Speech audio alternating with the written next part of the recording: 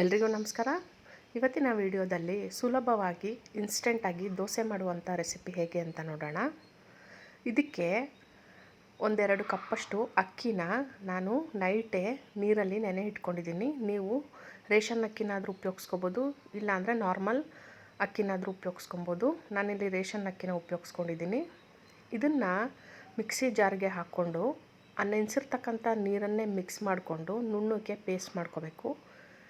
ನಂತರ ಒಂದು ಬೌಲ್ಗೆ ಟ್ರಾನ್ಸ್ಫರ್ ಮಾಡಿಕೊಂಡು ರುಚಿಗೆ ತಕ್ಕಷ್ಟು ಉಪ್ಪು, ಒಂದು ಚಿಟಿಕೆ ಸೋಡಾ ಬಳಸಲೇಬೇಕು, ಯಾಕೆಂದರೆ ಇನ್ಸ್ಟೆಂಟಾಗಿ ಮಾಡೋದ್ರಿಂದ ಸೋಡಾ ಬಳಸಲೇಬೇಕು. ಸೋಡಾನ ಹಾಕ್ಕೊಂಡು ಕನ್ಸಿಸ್ಟೆನ್ಸಿ ನೋಡಿಕೊಂಡು ದೋಸೆ ಹಿಟ್ಟಿನ ಹದಕ್ಕೆ ನೀರನ್ನು ಮಿಕ್ಸ್ ಮಾಡಿಕೊಂಡು ಬ್ಯಾಟಲ್ನ ರೆಡಿ ಮಾಡ್ಕೊಂಡಿದ್ದೀನಿ. ನಂತರ ಒಂದು ಪ್ಯಾನ್ಗೆ 1 ಡ್ರಾಪಷ್ಟು ಎಣ್ಣೆ ಮಿಕ್ಸ್ ಮಾಡಿಕೊಂಡು ಈ ದೋಸೆ ಹಿಟ್ಟನ್ನು ದೋಸೆ ಹಾಕ್ಕೊಂಡ್ರೆ ಇನ್ಸ್ಟೆಂಟಾಗಿ ಮಾಡುವಂತಹ ದೋಸೆ ರೆಡಿಯಾಗಿಬಿಡುತ್ತೆ.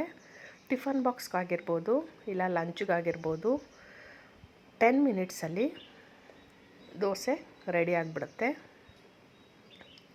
ಇವತ್ತಿನ ವಿಡಿಯೋ ನಿಮಗೆಲ್ಲ ಇಷ್ಟ ಆಗಿದೆ ಅಂತ ಭಾವಿಸ್ತೀನಿ.